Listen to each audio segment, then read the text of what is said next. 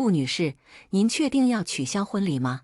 这可是您花了1年才约到的场地，一旦取消，至少需要2年以后才能重新预约哦。您回去和习总商量一下吧。顾初夏脸色发白，果断地点了点头，不用商量，直接取消吧。他刚做完手术，麻醉过后，痛感从小腹席卷全身，疼得快说不出话。饶是如此，他还是在清醒的第一时间打电话取消他们的婚礼。毕竟再不取消，2场婚礼撞了新郎，可就闹了大笑话了。电话里的接待人员还是有些犹豫，但是本着顾客至上的原则，还是给顾初夏办理了手续。不到1分钟，婚礼取消成功的短信就发到了顾初夏手机上。看着自己1年的心血化为灰烬，顾初夏竟然不再觉得心痛，只有一种终于要解脱了的释怀。这件事麻烦帮我保密，连席鹤也不能说。工作人员连连称是，心里却嘀咕了起来。上个月顾初夏生日，席鹤豪掷千金在滨城燃了1晚上的烟花，声势浩大到刷爆了社交平台的热搜。当时他们还在感叹席鹤和顾初夏在一起5年还是这么宠，不愧是被圈子里誉为模范情侣的人。但怎么1个月不到，就忽然走到取消婚礼的地步呢？顾初夏把电话挂断，刚准备买票，病房的门忽然被推开。席鹤刚从国际会议上赶回来，一身皱巴巴的西装都还没来得换，他就连忙走上前，抱着顾初夏低哄道歉：“夏夏，对不起，我来迟了。你怎么样了？还痛不痛？我才离开了2天，你怎么就突然住院了呢？医生说是哪里的问题？”顾初夏被他紧紧禁锢在怀里，从他进来开始就没有喘息的机会。刚要说话，鼻腔突然萦绕着一股似有若无的香味，那味道和他曾在某个女人身上闻到的一模一样。顾初夏忽然间有些犯恶心，他的国际会议只怕不是陪别人睡觉吧？想到这，他猛地从席鹤怀里挣脱出来，扶着床栏剧烈干呕。席鹤愣了一下，着急忙慌地给顾初夏顺气，一双漂亮的眸子里又是关心又是激动：“夏夏，你不会是怀孕了吧？”顾初夏缓过了神，不动声色地和席鹤分开了点距离：“没有，只是最近胃有些不舒服。”“真的吗？”席鹤一脸不信的样子，正要说话，手机却响了起来。刚看到来信人的姓名，席鹤就瞬间收住了所有疑问，嘴角也勾起一抹笑意，但他没有回复信息，只是马上关掉手机，像只粘人的大狗狗一样，不停拉着顾初夏乱蹭，连刚刚的疑问也忘记了。“夏夏，婚礼的请帖我已经全部发下去了，很快我们就能结婚了。我们先生个男孩好不好？好好培养他长大，这样我就可以早点退休，天天陪在你身边。”席鹤自顾自说着，没有注意到顾初夏发白的脸色。与此同时，电视上正在播着夏锦瑜的回国首次专访。半个月前，夏锦瑜放弃了在美国的影视事业，毅然选择回国，并且第一时间公布了自己准备结婚的喜讯。采访中，夏锦瑜甜蜜地说着自己的未婚夫：“我们是彼此的初恋，之前因为年轻不懂事，分开了很久，但我没想到前段时间他会突然抱着一束花出现在美国，只为了和我说一句情人节快乐。现在他或许就在看这个采访，我也想和他说一句，无论是过去还是现在，我也仍然爱你，至死不渝。”夏锦瑜满含爱意看着镜头，像是透过视频在看自己深爱着的男人。采访到此戛然而止，顾初夏还没反应过来，席鹤就已经拿着遥控器换了台。“哼，都是假的吧？他们娱乐圈就爱立人设。”席鹤摸了摸鼻子，把遥控器随手一丢：“谁想听他们的爱情故事啊？还不如我们呢，青梅竹马，感情深厚，天生就应该在一起。”席鹤或许自己都没有意识到，从小到大他都有一个习惯，就是说谎的时候会习惯性的摸一摸鼻子。顾初夏没有拆穿他，只是心里面又寒凉了几分。1个月前，席鹤出了一趟差，目的地正好是美国，而夏锦瑜口中那个分开了5年的初恋，就是顾初夏的未婚夫席鹤。席鹤陪了顾初夏很久，絮絮叨叨的都在说婚礼的事，显然是非常上心。直到他接到公司电话，才依依不舍地离去。他在顾初夏的脸上落下一吻，说道：“夏夏，我们一定会幸福的。”顾初夏扯了扯嘴角，回了他一个笑。这句话，顾初夏信了5年。这5年间，他们一起走过千山万水，在世界各地都留下过他们美好的记忆。每一个纪念日，席鹤都会送上自己别出心裁的礼物，对他甚至大方到直接以他的喜好设计了一栋别墅作为婚房。2年前，他不小心出了车祸晕倒，席鹤不眠不休在病房照顾他，宁愿扛着失血过多的风险，也要坚持给顾初夏输血，因为他说过，他的命都是顾初夏的。在顾初夏醒来的第一眼，就看到了席鹤哭肿的双眼。从那时起，顾初夏就认定了自己一定不会辜负这个满心满眼都是自己的男人。可是时光流转，最先说爱他的人却已经不在原地了。看着席鹤转身离去的背影越行越远，顾初夏终于回过神来，自己拔了吊针，去办了出院手续。医生给他开了几盒药，又叮嘱了近期内不能行房事，把身体养好了再要小孩。顾初夏心不在焉的点头，专注地滑动着手机的机票信息，还没点击购买，今天的新闻头条却开始了推送。夏锦瑜在结束采访之后，更新了一则微博动态，上面是他和一个男人合照，照片里的男人没有露脸，只露出了饱满的胸肌和颈侧的暧昧吻痕。刚看到我在电视上表白，就激动地跑过来的小狗狗一枚，可惜某人害羞不想上镜头，不然就可以让大家一睹芳颜了。不过大家别着急，等我们的世纪婚礼一到，绝对不会让大家失望。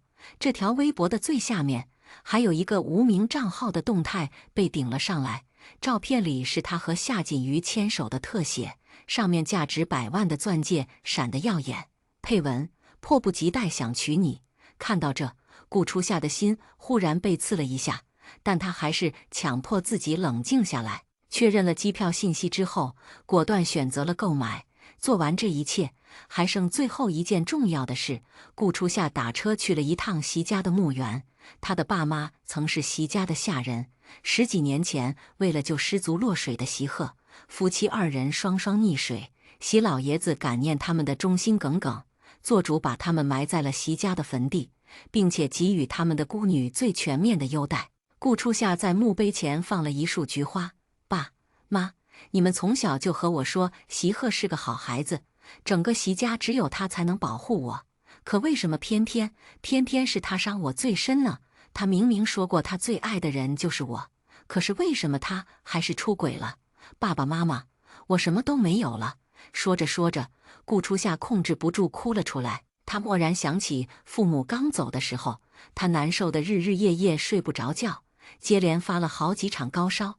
席鹤愧疚又心疼，夜夜守在顾初夏的床边，跟他说：“对不起夏夏，该死的是我。夏夏，你快点好起来吧，你是他们唯一的亲人了，以后我保护你好不好？夏夏，我就是你的亲人，我的命都是你的。”从此之后，席鹤担起了他哥哥的身份，更是在大学毕业之后的那个初夏，牵起了他的手，发誓一定会给他一个美好的未来。一开始的顾初夏对他深信不疑，可是渐渐的，席鹤变了。最先发现他有猫腻，是在试婚纱那天，在车上，席鹤拒接了无数个电话，最后甚至直接关了机。席鹤自己不好意思地和顾初夏解释，是公司的助理，一点小事都要来烦我，回去就狠狠批评一顿。顾初夏很温柔，安抚了席鹤之后才去试婚纱。早在1年前，席鹤就花了重金在国外定制的婚纱，顾初夏穿上它，显得高洁又神圣。可帘子一掀开，席鹤却并不在外面，试衣间已经被包场，现在是空无一人的状态。顾初夏给席鹤打电话没有打通，疑惑地在房子里转来转去，直到看到某个角落，他愣住了。不远处，席鹤正拉着一个女人的手，卑躬屈膝祈求着什么，而那个女人情绪似乎有些激动，不停地甩开席鹤的手。而席鹤顺势把女人拉到自己怀里，一双唇就凑了过去，两人在婚纱店的角落吻得难舍难分。顾初夏难以置信地看着这一幕，整个人像是活生生被架在火上烤的八爪鱼，抓心挠肺也缓解不了一丝疼痛。曾经说爱他如生命的席鹤出轨了，顾初夏用力地按住心口，大口大口地喘着气，大颗大颗的眼泪掉了出来。等席鹤再回来，顾初夏已经恢复如常。席鹤没有发现他的异常，看到他的模样，心里一动，走了过去，把顾初夏紧紧抱在怀里。夏夏，你真美。席鹤把头埋在顾初夏肩上，温柔地吻着她的耳垂，声音魅惑至极。我的夏夏是最美的新娘，真想在这里就要了你。看着镜子里面二人亲昵的样子，顾初夏眼神里盛满了悲戚。她真的美吗？既然如此，席鹤为什么还要出轨？为什么还要欺骗他？他不知道事情为什么突然变成了这样。席鹤又瞒了他多久？那个女人是谁？刚想开口，眼泪却不自觉滑落下来。席鹤慌了，赶忙伸手抹去他脸上的泪珠，捧着他的脸着急安抚：“怎么了，夏夏？你别哭啊，有什么事和老公说好吗？”席鹤眼里满是心疼，丝毫没有作假的嫌疑。他的演技太精湛了，一点都看不出来。就在10分钟前，他怀里还抱着别的女人。顾初夏努力控制着自己的情绪：“没事，我就是觉得太幸福了。”席鹤松了一口气，立马帮他擦干净眼泪，一哄再哄，才终于让他平静下来。在离开之前，他又借口忘拿东西，回到了试衣间，找到一名工作人员。顾初夏把刚刚偷拍的照片给工作人员辨认：“这个是夏女士吧？她也在备婚。”工作人员像是想起什么似的，指着店里面另一款高定婚纱说：“说来也巧，夏女士的婚纱和您的是同一个牌子的，款式也差不多，就连她的先生也姓席呢。”犹如一道惊雷闪过，顾初夏煞白了脸。在回家的路上，席鹤担忧地看着顾初夏，想了很久之后，才鼓起勇气问道：“夏夏，你怎么不开心呢？”顾初夏缓缓侧过脸来，和席鹤对视：“因为今天我看到了不该看的东西。”闻言，席鹤的眼里闪过一丝晦涩，表情也开始变得有些不自然。“是吗？你看到什么了？”顾初夏定定地看着席鹤，过了一晌之后，试探性开口：“我看到了一个和你长得很像的人，牵着别的女孩的手是婚纱。”“怎么可能？”席鹤矢口否认：“你绝对是看错了。你是婚纱的时候，我一直都等在外面，期间就去上了10分钟厕所，工作人员都见到了。那个人怎么可能是我？”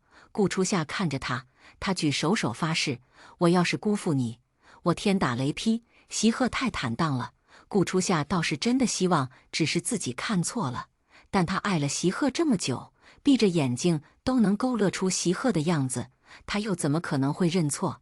一时间，顾初夏只觉得心中刺痛。原来真的有人可以把心分成两半，每天都应付着2个人，说尽了无数的谎话，说到最后连自己都信了。“我相信你。”顾初夏说，“我相信你不会背叛我的。”试完婚纱之后，是席鹤兄弟们组的局。2人到的时候，其余好友已经玩过一轮了。见顾初夏和席鹤牵着手走来，众人纷纷也凑了过来。顾初夏和他们不太熟，微笑着回了几句寒暄后，找了2楼的一处角落，静静地坐了下来。不一会，楼梯间传来一阵喧闹声：“席鹤，你真打算抛弃锦瑜，娶你家那个孤儿啊？”这声音顾初夏认的，是席鹤的一个高中同学。顾初夏本来不想听别人的隐私，但莫名其妙被卷入话题中心，他也忽然想停下当一名窃听者。说什么呢？当然是锦瑜重要。锦瑜，顾初夏忽然想起前段时间听家里的佣人说，有个大明星回国了，那个明星就夏锦瑜。那你现在是在干什么？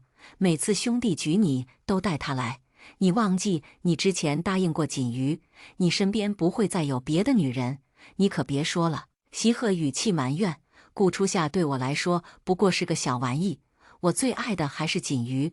可爷爷说我必须和顾初夏结婚，生个继承人，否则就别想得到席家的财产，也不能和锦瑜在一起。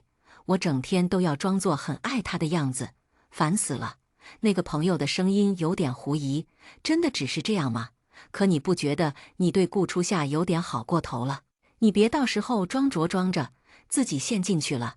席鹤那头沉默了一下，过了好一会才漫不经心地说：“我有什么办法？他父母双亡却爱得很，毕竟顾初夏挺爱我的，我现在对他好一点，到时候东窗事发了。”他也比较好哄。顾初夏的脸色僵了一瞬，止不住的浑身发抖，不知道他们两个又说了什么。席鹤忽然坏笑了起来。顾初夏在我面前像条狗一样，随便招手就过来了。别担心，我绝对不会翻车。砰的一声，顾初夏手中的饮料差点摔了下去，被他快速捞了回来。听着楼下即将要上来的声音，顾初夏赶紧拿着饮料，在他们上来之前，逃也似的逃出了这里。他错了，席鹤并没有把心分成两半，他的心自始至终装的都是夏锦瑜。顾初夏把饮料扔进垃圾桶，靠在墙上大口喘着粗气，希望能缓解堵在心里的那一团混乱气息。席鹤说的没错，之前的他确实像狗一样召之即来挥之即去。他捂着自己狂跳的心脏，眼睛竟然蒙上了一层水雾，庆幸着自己幡然醒悟之后，没在席鹤面前把自己当成个东西。顾初夏擦干了眼泪，像个没事人一样走了回去。顾初夏不知道自己是怎么离开那里的，只觉得自己的心再度被撕成了好几半。他只知道他和席鹤绝对不会再有可能了，他绝不原谅。每次回忆那天的事，顾初夏都像是经历了一场凌迟，但或许是过了这么多天了，他已经开始免疫，至少不会像当初那样子哭到近乎晕厥。后来他偷偷去查过夏锦瑜，知道了原来夏锦瑜是他的初恋，而这些年来，他们都没有忘记对方。每一年的情人节前夕，席鹤几乎都在外面出差，实际上是为爱远渡重洋，只为维系和夏锦瑜的唯一一点联系。至于为什么夏锦瑜突然回国了，是因为夏锦瑜她怀孕了。顾初夏第一次和夏锦瑜有交集，是他收到了一条匿名短信，上面附了一句话，还有一张孕检 B 超报告单，检查人是夏锦瑜，上面显示的检查时间是1周前。顾初夏，你输了，6个字，让顾初夏白了脸。从那之后，那个陌生号码几乎每天都在和他更新夏锦瑜的生活状况，而站在他身边的男人永远都是席鹤。2天前，那个号码又发了最新的彩讯，是席鹤抱着他狂啃的视频。夏锦瑜丝毫不掩饰自己的野心，发来语音讽刺道：“席鹤说你在床上就像个死人，连我一根脚趾头都不如。你以为你席家少奶奶的位置坐稳了吗？在我面前，你什么也不是。”顾初夏看着这条短信，情绪激动到踩空楼梯，径直摔了下去。刚刚在他身体里生根发芽1个多月的孩子，化作一滩血水，离开了他的身体。更可悲的是，胚胎流得不干净，他只能一个人躺在病床上，任由医生用冰冷的仪器把孕囊完完全全剥离子宫，然后把那一团血肉冲进下水道。再醒来，便心灰意冷，取消了自己期待已久的婚礼。自从夏锦瑜回来，他们做的每一件事就像刀子一般插在顾初夏的心里，一刀又一刀，刀刀见血。顾初夏的爱意终于被耗尽，在坟前站了许久，久到双腿都快麻木了，才终于擦干眼泪，打了个电话叫人把父母的坟移走。爸爸妈妈，我带你们回家，以后我们再也不要和席家有任何瓜葛了。他跟着移坟的队伍一起回了老家，一个人在乡下待了整整5天。这期间，席鹤给他打了许多个电话，甜甜蜜蜜地问他去哪里了，怎么还不回来。前面顾初夏简简单单敷衍了几句就挂了电话，这次席鹤并没有给他挂电话的机会，直接给他打了视频。夏夏，你说我们的婚礼要不要再盛大一点呢？席鹤笑了笑，声音温柔到了极致。一想到还有几天就能娶到你了，我就激动得睡不着。顾初夏扯了扯唇角，很想告诉他别装了，装了这么久，到底累不累？但他问不出口，毕竟这几年来，他是真的爱过席鹤。夏夏，你怎么又出神了？席鹤有些不满，别的东西有我好看吗？顾初夏回过神，赶紧收回眼神，看向视频里的席鹤。他身后的装潢有些陌生，肯定不是在家里。顾初夏犹豫了一晌，回道：“我在景德镇给你准备新婚礼物。”席鹤眼中瞬间迸发惊喜，脸上的笑容也越来越灿烂。很早之前，他们一起窝在床上刷视频，席鹤搂着顾初夏，看到了很多小情侣一起去景德镇亲手烧制情侣用的各种生活用品，便约定了要找个时间也凑个热闹。你怎么自己去了？席鹤故作不满，屏幕晃动了一下，竟然拎起外套走了起来。你等着，我去景德镇找你。顾初夏却制止住了他，不用，明天我就回去了。闻言，席鹤皱着眉头，活像是他受了天大的委屈。你嫌弃我？没有，我只是不想让你提前看到我给你准备的礼物，以免破坏了惊喜。闻言，席鹤眉头舒展了起来，傲娇道：“好吧，暂且原谅你一次。”席鹤对着屏幕贡献出一个亲吻。我等着你给我的惊喜。顾初夏笑了笑，不动声色在移民申请书上签下自己的名字，希望这个惊喜席鹤足够满意。顾初夏回到了槟城，相关的材料他已经递交给了中介，并且花钱申请了加急。中介那边已经回了信息，说可以在国内销户，他会在国外给他安排新的身份，获得永久居住的权利。只要他愿意，3天内就可以办完这个手续。3天后，正好是他们原定的婚礼时间。顾初夏果断给中介赚了钱，收拾好了心情，准备趁着席鹤不在，把东西收拾得干干净净。令他没想到的是，推开门，他看到的第一个人是夏锦瑜，两双几乎一模一样的眼睛在空中相视的一刹那，顾初夏甚至想不顾一切逃离这里。但他不经意间视线下滑，看到了夏锦瑜的穿着。在顾初夏和席鹤的家，夏锦瑜只穿着一件绿色吊带，刚刚洗过的头发肆意垂下，湿湿地往地上滴着水。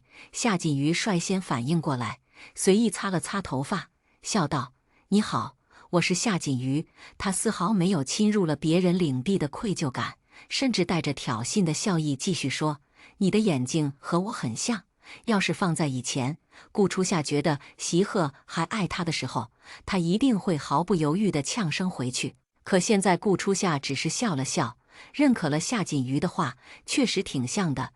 夏锦瑜挑眉，有些不可思议地看着面前这个面容精致的女孩。这些日子里，他给顾初夏发了很多信息，全是关于席鹤的，各种亲密照片应有尽有。可惜顾初夏一条也没有回过。他不知道的是，那些夜晚，顾初夏总是对着那些照片伤神。夏锦瑜镜头里的席鹤非常配合，随便一拍就像时尚大片。可顾初夏记得，他明明最讨厌上镜，所以2个人在一起5年，连合照都不曾有过一张。正想着，席鹤也从房间里走了出来，看到顾初夏，他神色瞬间紧张起来。夏夏，你怎么突然回来了？席鹤跑过来拉住顾初夏的手解释：“你可千万别误会，锦瑜是我好哥们的未婚妻，最近在这附近拍戏，剧组的供热水系统坏了，暂时来咱们家洗漱。”听着这个解释，夏锦瑜脸上有些不高兴，一双眸子充满怨恨，死死盯着顾初夏。顾初夏忽略他吃人的目光，只觉得席鹤的隐瞒越发好笑。他眼神在席鹤和夏锦瑜之间转了个来回，好一会才道：“夏小姐，我听说你也马上要结婚了，恭喜你呀！”顾初夏拉着席鹤的手，贴心地说：“你们之前不是好朋友吗？我怎么会乱想你们的关系呢？这样，等夏小姐婚礼的时候，我跟你一起去，我一定给夏小姐包一个大大的红包。”顾初夏说完后，发现席鹤的脸色尴尬的可怕，一副欲言又止的模样。他只当作没看见，笑意盈盈地对着席鹤跟夏锦瑜。夏锦瑜自然也猜出来了，顾初夏是故意这么说的，也一脸幸福地炫耀了起来。我自然是非常欢迎你们来参加我的婚礼的。你都不知道我家先生多重视这场婚礼，婚纱要高定的，化妆团队也要特意请国际知名大牌。知道我喜欢铃兰花，更是直接包下了一个基地，只为当天给我提供最新鲜的铃兰花。顾初夏听着他甜蜜的话语，心里空落落的，因为婚礼筹备至今，几乎都是他在忙碌，席鹤总是在忙。面对顾初夏的埋怨，他也能把话说得很漂亮。你才是新娘子，一切喜好当然得按着你的来，你喜欢的，我也一定会喜欢。现在看来，他哪里是忙，仅仅只是不上心罢了。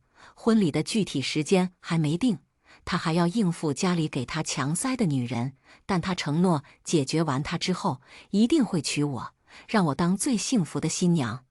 顾初夏这次是假笑也笑不出来了，他整个人呆愣在原地，直到席鹤终于发现了他的不对劲，赶紧制止了夏锦瑜的行为。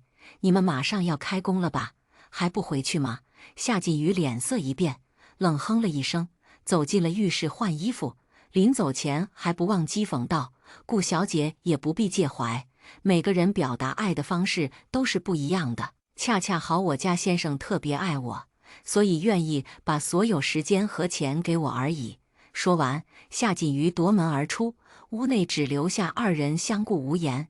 席鹤看起来有些慌张，拉着顾初夏的手放在唇边一吻：“夏夏，你听我解释。”“不用解释。”顾初夏及时制止了他。每个人表达爱的方式确实不一样，我知道你很忙，所以没空陪我。但我知道，顾初夏顿了顿，忍着痛到极致的感觉继续说：“但我知道你爱我，只可惜更爱他而已。”这句话顾初夏没有说出口，只是盯着席鹤的脸，不自觉地渗出泪水。席鹤心疼地把他拉进怀里，一如以往轻哄着：“等我们结婚。”席鹤眼里闪过一丝道不明的情绪：“等我们结婚，一切就会变好的。真的会变好吗？”席鹤，顾初夏在心里问：“我给你好多次机会，活在你编织的假象里好多年，这一次，他再也不要相信席鹤的爱了。”婚礼前一天晚上，中介把所有材料的电子版传给了顾初夏。当时席鹤正从身后搂着顾初夏，缠着他要给自己生一个孩子，还必须是男孩。看到信息弹窗的一堆外语，席鹤皱起了眉头。这是什么？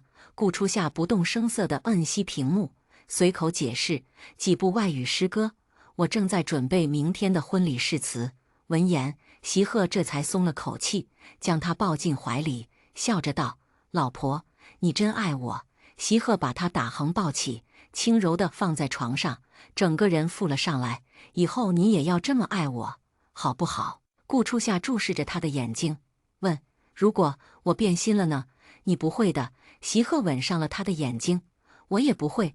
我们曾经说过的，谁先变心，谁就天打雷劈。”闻言，顾初夏笑了，他难得摸了摸席鹤的头，说：“是啊，会天打雷劈的。”莫名的，席鹤有些慌张，潜意识地觉得顾初夏是发现了些什么，但是没关系，他只需要再忍一段时间，等他结了婚，等锦瑜肚子里面的孩子也出生了，他就抱过来，假装是他和顾初夏生的。到时候继承了席家的一切，他就可以顺理成章做任何自己想做的事了。可是为什么真到了这一步，他竟然会觉得有些心痛呢？两个人没有再说话，头一次以最亲密的姿势睡在一起，却又各怀心思，什么也不说。快要入睡的时候，席鹤又匆匆忙忙接了个电话就走。顾初夏在黑夜中睁开眼睛，看着他的背影问：“席鹤，你要去哪里？”席鹤脚步顿了一晌，表情看起来有些挣扎，但最后还是决定说谎：“公司急事，必须要我去解决。”“那你还会回来吗？”席鹤咯噔一下：“我一定会回来的，等我好不好？”说完，席鹤夺门而出。顾初夏坐在床上，从半夜12点等到凌晨3点，席鹤没有回家。果不其然，顾初夏又收到了许多来自夏锦瑜炫耀的照片。顾初夏一点儿也不意外，把席鹤送给他的所有东西都找了出来，搬到阳台，准备全部烧掉。那堆东西里面有书信，有饰品，也有房本、车本，以及他自己的身份证明。看着这一切，顾初夏嘴唇微微抖动，眼睛里流露出迷茫和不知所措。他蓦然想到5年前的那个初夏，席鹤和他表白的时候，给了他一个庄重的承诺：生于初夏，死于初夏。席鹤和顾初夏生生世世都要在一起。顾初夏冷冷地扯起嘴角，打开了打火机。随着火苗的侵蚀，那些年少时期的诺言也通通消失不见了。第二天一早，顾初夏拿着中介准备好的所有材料，站在了机场门口。顾初夏准备搭乘最早的国际航班到达芬兰，连原先最想去的英国也不去了。他并没有联系化妆团队，甚至没有取回婚纱。可笑的是，包括席鹤在内的所有人都觉得他现在在美美打扮，准备做最美的新娘。登机之前，顾初夏接到了席鹤的电话：初夏，我公司的事还没解决，婚礼稍微延迟一点点，你等我好吗？电话那头的席鹤紧张又急促。顾初夏看着半个小时前夏锦瑜发来的消息，勾起了唇角。去吧，我会一直等你。顾初夏语气温柔，甚至带着一些鼓励。罢了，他又补充了一句：对了，我给你准备的新婚礼物放家里了，你记得拿。遵命，老婆。席鹤开心地对着电话亲了一下，马上挂断电话。这一次，顾初夏直接网上申请注销电话后，把电话卡也拔了出来，丢在机场的垃圾桶，拉着行李箱正式告别他生活了28年的地方。与此同时，席鹤正在哄夏锦瑜。昨晚，他用自杀为借口，把席鹤骗来了自己身边，正想缠着他亲密时，席鹤却忽然把他推开：没事就好，我要先回去了。不知道为什么，他心里总是有些不安，感觉自己像要马上就失去什么。你明天就要和他结婚了，到时候我就是小三，今晚你就不能补偿我吗？补偿你是可以，但今天不合适。席鹤的声音有些低沉，是夏锦瑜从未听到过的。他委屈地去拉席鹤的衣角：我和宝宝都甘愿等你这么久，他等你一下怎么了？说着，夏锦瑜就要吻上来。席鹤皱眉，偏过头躲过了这个吻。别胡闹，等我忙完再来找你。夏锦瑜不肯，哭哭啼啼地求他，还当着他的面脱下了自己的衣服，露出里面的性感衣服。美人当道，席鹤再一次沦陷。本来只是预计留几个小时，但这一睡竟然差点让他错过了婚礼。席鹤起床后火速收拾自己，并且给顾初夏打了电话解释。顾初夏并没有怪他，反而说会一直等他。席鹤莫名有些感动，马不停蹄的就赶往婚礼现场。可惜还没赶到，在车上就接到了好兄弟的电话。操！席鹤，你人去哪了？好兄弟在电话那头尖叫。工作人员说你这场婚礼2周前就被取消了，你他妈结的哪门子婚啊？怎么可能？席鹤慌张了起来，想到什么，马上挂断电话，给顾初夏拨号。可这一次，那一个永远对他开放的号码变成了空号。席鹤正愣在车上，整个人像是被抽干了魂魄。头顶上，飞机划破云层，留下一道又一道的云痕，但顾初夏什么也没给他留下。芬兰布伦斯特镇，顾初夏牵着2岁的瓦妮莎去做陶瓷，小朋友已经可以独立行走，在一堆泥胚土里玩得开心，顺带捏了一块粘土递到顾初夏手里。妈妈，土土。顾初夏笑了笑，把他揽过来亲了一口，顺带和他解释：瓦妮莎，我并不是你的妈咪。小朋友皱起了眉头，自动忽略了顾初夏的解释，还是一口一个妈咪叫着。顾初夏失笑，只是摸了摸他的头。瓦妮莎是他刚来芬兰时捡的。小朋友的父母在一次争吵中双双投湖自尽了，他在芬兰举目无亲。一个深夜里，正好想到自己那个并未成型的孩子。第二天就下定决心向国家申请领养瓦妮莎。母女俩做完陶瓷，又牵着手走回家里。顾初夏打开手机，又看到国内朋友发过来的新闻：席家大少爷席鹤在一次醉晕街头，席董事长当街怒斥孙子。时隔半年，顾初夏看到席鹤的名字，心里还是会自然地怔愣一下。朋友的语音适时发过来，说：“你听，席鹤喝醉的时候是在叫你的名字吧？不是，你听错了。”顾初夏根本没有打开那个视频，只是淡淡的回了一句。那边已经感受到了顾初夏并不想聊这个话题，没再回复过来。顾初夏皱着眉头想了想，还是决定在手机页面点击删除好友。前2个月，顾初夏在国内还有点东西没做完，只能再度开通微信号，找了朋友帮忙。这个朋友看到顾初夏在线之后，便会时常发点和席鹤有关的东西过来，导致顾初夏虽然在万里之外，但也可以看到席鹤是在他离开之后如何失态的。半年前，在得知婚礼被取消之后，席鹤还是不死心，一边派人去找顾初夏，一边强制把数百名宾客强留下来，只为参加他们的婚礼。可是，一批又一批的保镖几乎把整个滨城翻过来找了一遍，都没有找到顾初夏的影子。顾初夏就像凭空消失了一般，再没人能找到他的踪影。席鹤咬着牙亲自去找，可是一起居住过的别墅空荡荡的，哪里还有什么人影？席鹤心头一震，差点就站不稳了。就在这时，门铃响了。夏夏，是你回来了吗？席鹤激动地冲出去。我就知道你一定不会离开我的。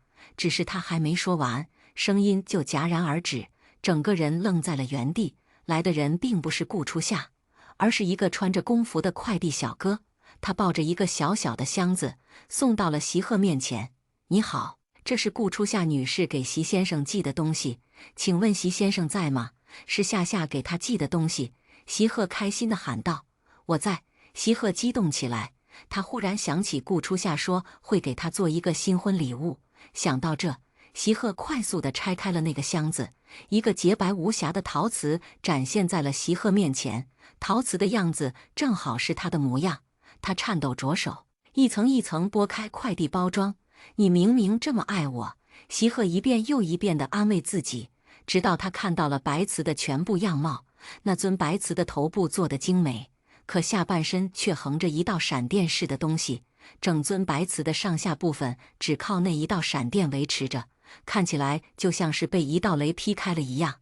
谁先背叛，谁就被天打雷劈。席鹤忽然想起他们曾经许下的这个诺言，一时间有些接受不了，后退几步，手中的白瓷也一个手软砸在了地上，四分五裂。谁能告诉他，顾初夏是什么时候发现他出轨的了？席鹤几乎要疯了，事情为什么会变成现在这个样子？在顾初夏逃婚的同一时间，另一条新闻刷爆了网络。当红女星夏锦瑜去医院做产检，被狗仔偷拍，清纯玉女竟然未婚先孕了。夏锦瑜怀孕的消息发酵得很快，第二天席老爷子便勒令席鹤带着夏锦瑜一起回老宅，把事情说清楚。刚一进门，席老爷子重重的一拐杖打在了席鹤背上，怒吼道：“孽障，看看你干的好事！”席老爷子气得不轻，又一棍子下去，席鹤的白色衬衣霎时间染上了一抹绯红，席鹤额上疼得冒出汗珠。这2天他因为顾初夏逃婚的事情已经忙得焦头烂额，怎么会想到夏锦瑜自己把怀孕的消息暴露了出来，逼他娶她进门？席鹤痛到了极致，但还是咬着牙道：“锦瑜说了，他不要任何名分，席太太的位置一定会是顾初夏的。夏夏现在只是暂时和我赌气，我一定会把她找回来的。你给我闭嘴！”老爷子怒气腾腾举起拐杖，只是还未落下，身后一道身影就扑了过来。夏锦瑜哭啼啼地护在席鹤身前，一脸哀求地看向老爷子：“席先生，我知道您是为了报恩才让席鹤一定要娶顾初夏，他已经答应您了，我也甘愿没名没分跟着他。就算是这样，您也要拆散我们吗？”夏锦瑜抚上自己的小腹，对着老爷子重重磕了一个头。哪怕您不想认我，可我肚子里的毕竟是席家的血脉。您能心狠到连自己的曾孙都不要吗？这接二连三的诘问让老爷子一时之间有些犹豫。夏锦瑜不愧是顶流女演员，短短几句话，声情并茂又演技俱佳，活像是给人看了一场话剧。席老爷子的表情明显犹豫了起来，席鹤却皱起了眉头。我一定要把顾初夏找回来。为什么？夏锦瑜尖叫道：“你不是不爱他吗？”阿鹤，夏锦瑜紧紧拉着席鹤的手：“你把他找回来，我和孩子怎么办？”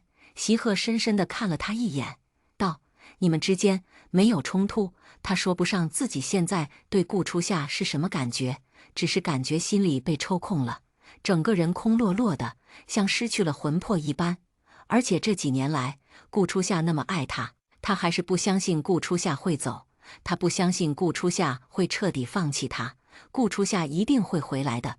席鹤想，就算顾初夏不主动回来，他也一定会把顾初夏找回来。席鹤平时不太关注顾初夏都和哪些朋友玩，所以当他想找顾初夏的朋友寻找他的踪迹的时候，几乎是碰了一鼻子灰。偶尔能找到的几个朋友，都是用一种很震惊、很怪异的语气和席鹤说：“原来你也会关心他，我还以为初夏就是单向暗恋呢。”席鹤挂了电话，心里很不是滋味。这些年来，他虽然一直伪装成好好男友的形象，可他对顾初夏的忽视也同样存在。只是之前的顾初夏太爱他了，从不和他计较罢了。席鹤就这样找了一周，却一点都找不到顾初夏的踪迹。他每天喝酒，连夏锦瑜的电话都不接。他知道顾初夏肯定是早就知道他出轨的事情了，所以才走得那么坚决。可是他并不想彻底放弃顾初夏呀。顾初夏怎么就不能听他多解释一句呢？席鹤消沉着，终于有一天接到了最新的消息：顾初夏消失之前，曾在民政局出现过。席鹤火急火燎赶到了民政局，却没有查到顾初夏的所有痕迹。监控只是显示顾初夏曾经在那里站了许久许久，他什么都没做就离开了。席鹤心里突然升腾出一个可怕的想法，于是他动用了一切关系，叫人帮他查了顾初夏这个身份的所有行踪。得到的结果却是顾初夏的户口都已经注销了。这个世界上已经没有顾初夏这个人了，他居然能这么狠心，彻底消失在他的世界里。眼前一片湿润，视线逐渐被泪水模糊。这时，席鹤突然想起来顾初夏曾经对他说过的话：“你是我唯一的亲人了，如果你也不要我，我就不知道去哪里了。”当时的席鹤带着目的接近了他，他的眼睛很像自己喜欢了很久的夏锦瑜，又是一个没人要的孤儿，而且他还喜欢自己。这样的人实在是太容易掌控了，以至于席鹤做起这些事来简直有恃无恐。因为无论他怎么做，顾初夏都永远不会离开他。可是他也没有意识到，在长久的相处中，他也早就离不开顾初夏了。哪怕他和兄弟信誓旦旦地说自己绝不会对顾初夏有别的意思，但是他自己心里明白，他不会真的这么对顾初夏，至少他会给他一个更好的结果。夏，席鹤跌跌撞撞离开民政局，他甚至不知道自己是怎样回的家，只是神情落魄，一直都在想着顾初夏的样子。最后他只能用酒精麻痹自己。从前的每一次，他喝醉之后，顾初夏都会温柔地给他煮解酒汤，帮他擦身子换衣服，给他送上一枚香吻和一句甜甜的晚安。可现在他什么都没有了。我一定会找到你的，夏，你别想离开我。正想着，夏锦瑜突然打来了电话：“阿鹤，我们的孩子还有几个月就要出生了，我们什么时候结婚？”席鹤揉了揉隐痛的眉心，有些兴致缺缺：“再说吧，顾初夏都已经走了，你还要找他到什么时候？你忘了你曾经说过你最爱的人是我，你和顾初夏在一起，不就是为了顺理成章娶我吗？”夏锦瑜的声音犹如魔咒，也让席鹤想起了最初的本意。是啊，他这么对顾初夏，不就是为了获得席家的权利？娶自己心爱的夏锦瑜吗？可是为什么心还是这么痛呢？再等等吧。席鹤敷衍道：“爷爷还没有完全松口，等我找到了顾初夏，解决好家里面所有事情再说。”说完，他还没等夏锦瑜的回复，就直接挂断了电话。和顾初夏失去联系的这几天，是他这辈子过得最难熬的时候。他不断地想起和顾初夏的曾经，也实在想不明白，自己分明已经做得滴水不漏，顾初夏为什么还会知道他出轨的事情？席鹤皱了皱眉头，一些曾经被他忽略过的细节全部都涌现脑海。最后，他给助理打了个电话，帮我查查锦瑜有没有和初夏联系过。席鹤挂断电话，望着窗口，久久回不过神。顾初夏呀，顾初夏，你可真是够有本事的。但是你放心，我绝对不会放手的。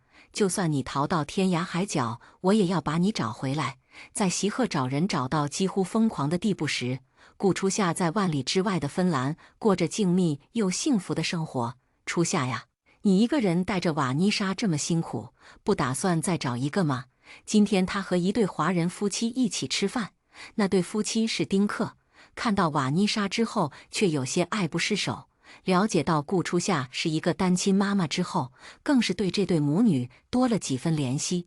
顾初夏轻抿了一口自己酿的葡萄酒，回道：“我有瓦妮莎就够了。”那个丈夫皱眉：“你还这么年轻，一个人带孩子来到芬兰会很难的，而且你还要教育小孩。芬兰的天气其实不太适合我们国人，这个再说吧。”顾初夏无奈回道：“他们说的事情他都有考虑过，这些日子他全职带小孩，因为年轻又有点漂亮，总是有人想给他说媒。”顾初夏全部回绝了，但也杜绝不了芬兰的朋友们为他操心。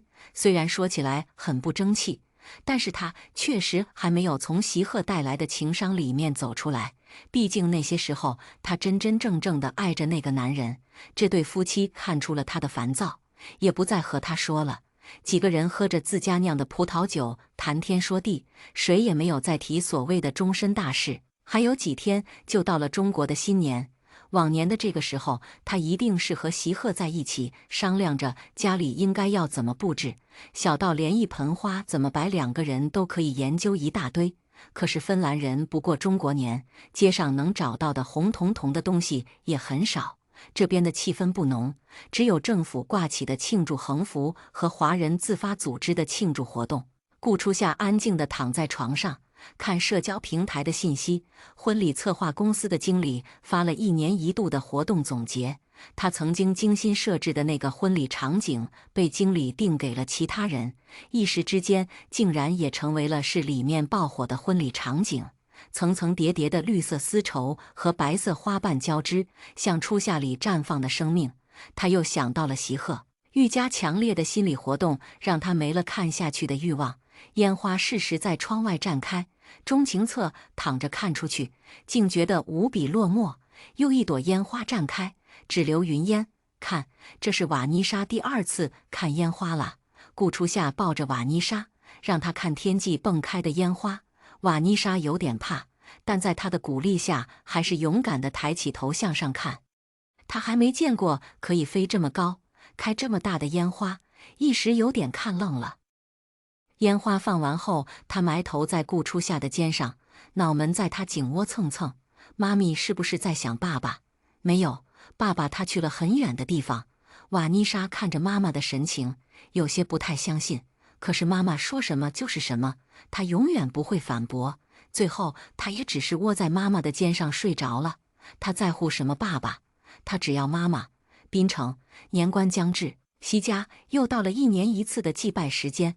席鹤怀着忐忑的心情，多准备了一份东西，准备去看看顾家父母。可他按照记忆到了顾家父母墓地的时候，整个人都傻眼了。顾家父母的墓地竟然变成了空荡荡的一片。看着凭空消失的2座坟墓，席鹤不敢置信地擦了擦眼睛。可无论他怎么擦，原本埋着顾家父母的地方都变成了一片平地。几个保镖也看傻眼了，一时之间不知道发生了什么，只能赶紧把席家的守墓者拉了出来。这2座坟怎么不见了？席鹤厉声问道，声音里还夹杂着一丝不易察觉的紧张。守墓者吓破了胆子，哽咽着说：“大半年前，顾小姐就已经把坟迁走了。她说您已经同意了。我想着您曾经说过，顾小姐在席家做什么都可以，就没跟您说，迁走了。半年前就迁走了。”席鹤耳边只听得到这句话，他难以置信地后退了几步，只觉得如遭雷击，几乎有些站不住。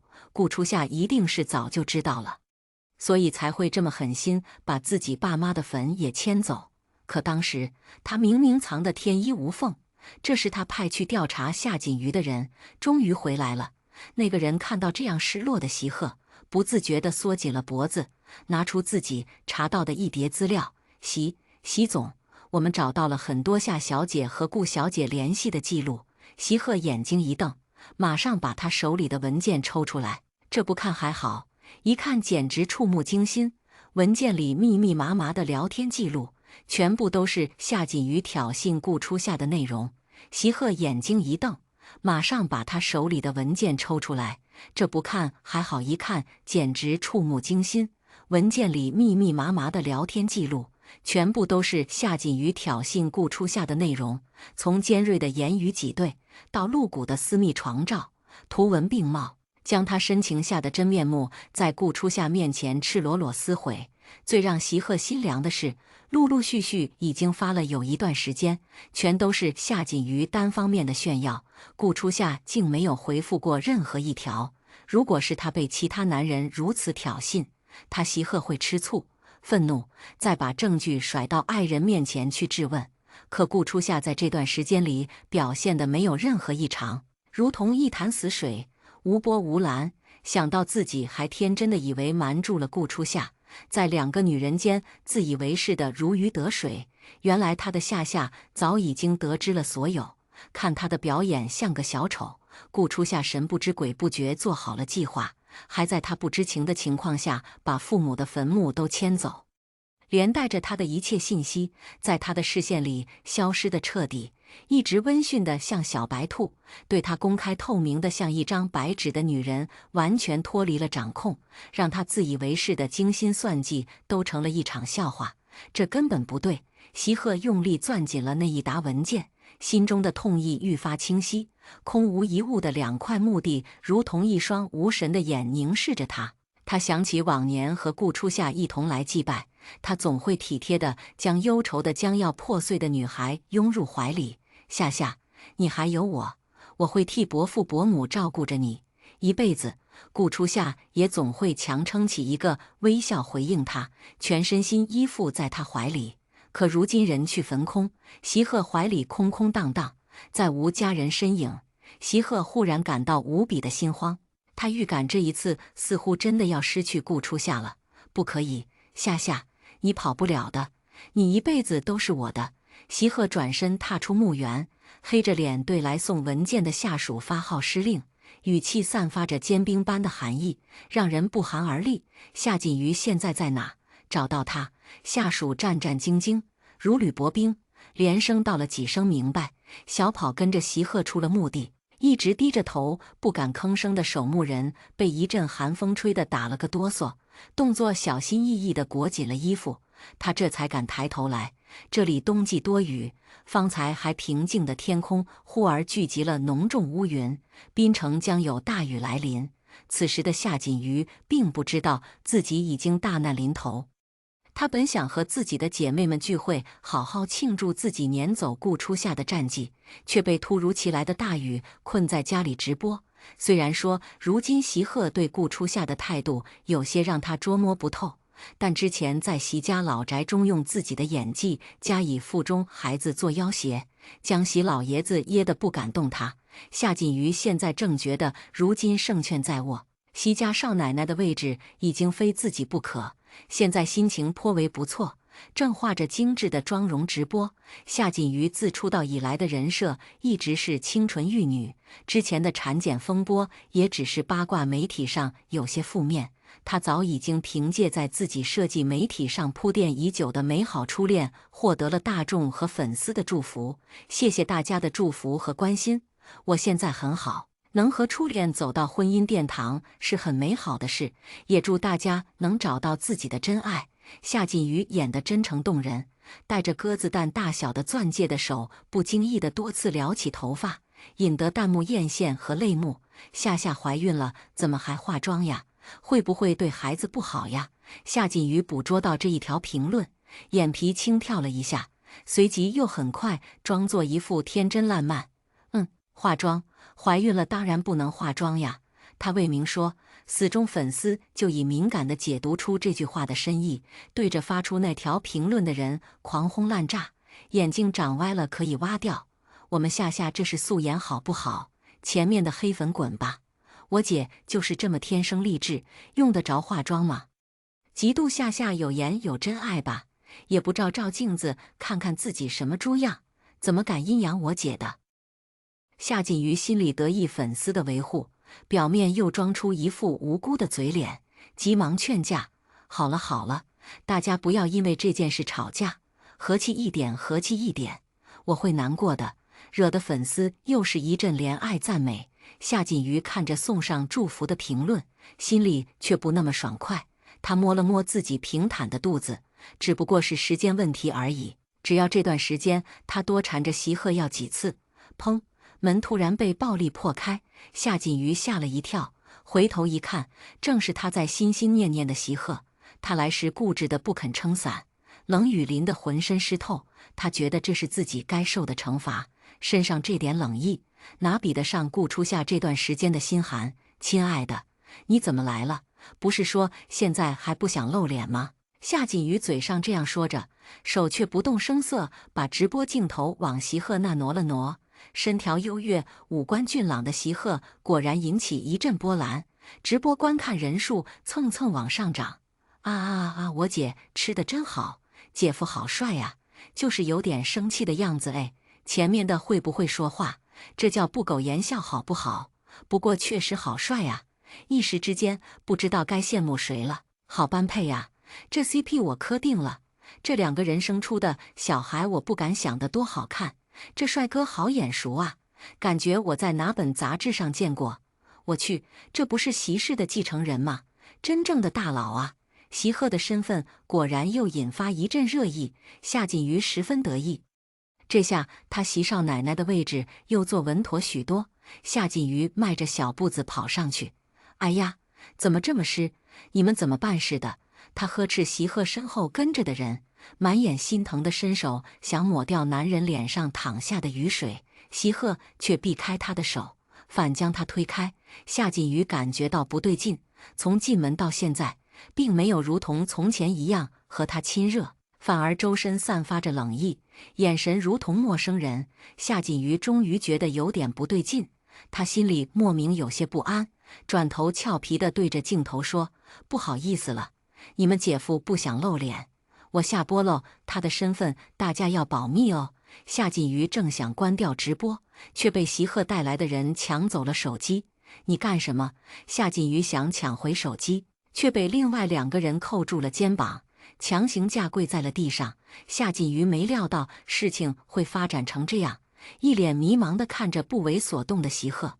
阿鹤，他们这是在做什么？为什么这样对我？你快拦住他们！啪！席鹤沉默着，上前一步，狠狠打了夏锦瑜一巴掌。夏锦瑜被男人这用了十足力气的一巴掌打得尖叫，半边脸颊迅速肿起。直播镜头早已经被席鹤的示意对准了夏锦瑜，他此时的窘迫已经在全平台放送，所有人都被这突如其来的变故惊呆了。夏锦瑜缓了半天才回过神来，他拼命挣扎，却无济于事。阿鹤，你在干什么？我做错了什么？你要这样对我？屋外大雨滂沱，席鹤脸色比天气还要阴沉。贱人，你做了什么？自己心里清楚。他沉声呵斥。现场吃瓜太过刺激，更多人涌入了直播间，密密麻麻的弹幕都在围观事情接下来的发展。我去，这什么情况？怎么突然发展成这样了？谁刚磕上的 CP 就这样毙了？这夏锦瑜到底做啥对不起人家席大佬的事情了？要这么大动干戈的撕破脸皮？夏锦瑜已经顾不上面子了。听席鹤的话，心中一惊，该不会那件事暴露了吧？席鹤的脾气他很清楚，欺瞒他的下场自己不敢想象，还没想好应对的法子，席鹤就将几张纸用力按在了夏锦瑜脸上摩擦。还想装吗？睁大眼睛看清楚，夏锦瑜被闷得几乎喘不上气来。等到席鹤松手，脸上的妆几乎都被蹭到了打印纸上。直播间观众又疯狂起来，哈哈哈哈！之前谁说的天生丽质来着？这纸上五颜六色的彩妆是什么？粉丝出来解释一下呗！靠，太会装小白兔了吧？怀孕了还化妆，真是作死啊！你们快看那些纸，全是艳照啊！这瓜越来越刺激了。席鹤按着他的脑袋，强迫他将聊天记录看清楚。夏锦瑜，脑子进水了是吗？我说过，你想要什么我都会给你，但你需要等我。你当耳旁风。夏锦瑜没想到席鹤会发现这些聊天记录，更没想到席鹤居然会为了顾初夏和自己闹成这样。他涕泪横流，哭诉着狡辩：“不是的，不是的，阿鹤，你听我说，这些都是别人伪造的。他们想挑拨我和你的关系，你知道我黑粉很多的，他们什么事都做得出来。”夏锦瑜从前行事很不讨喜，惹得网络黑粉聚集网暴。席鹤心疼他，出手替他料理了。他现在借机提起这些，不敢是想引起席鹤的怜惜，借此撇清关系。可这些事情隔着网络相距千里，夏锦瑜从未受到过实质性的伤害。可他的夏夏呢？从收到第一条挑衅开始，他的心该有多难过呀！那些装作若无其事的日子里，他该有多绝望煎熬啊！席鹤想到这些，心就如同被刀割一样痛。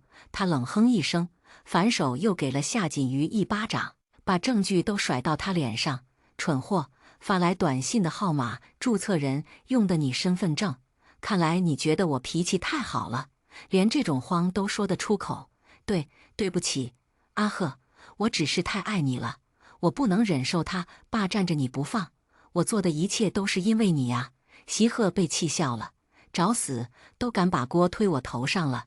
夏锦瑜浑身发抖，妆都哭花了，模样狼狈不堪。他从未被人这样对待过，嚼烂舌根也要想办法脱困。